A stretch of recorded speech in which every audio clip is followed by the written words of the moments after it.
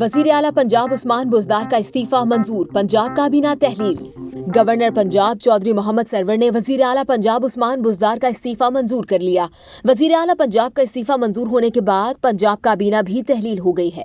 Governor Punjab ने नए कायदे ऐवान के इंतखाब के लिए 2 अप्रैल को इजलास तलब किया है। पंजाब असम्बली का इजलास कल बरोज हफ्ता दिन 11 बजे तलब किया गया है। याद रहे कि चंद रोज कबल वजीर आजम इमरान खान ने वजीर आला पंजाब उस्मान बुज़दार की जगह स्पीकर पंजाब असम्बली परवेज इलाही को वजीर आला नामजद किया था, जिसके बदले में मुस्लिम लीग काफ ने तहरीक अदम एतमाद में हुकूमत का साथ देने का ऐलान किया था। मजीद जानने के लिए सब्सक्राइब कीजिए हमारा YouTube चैनल।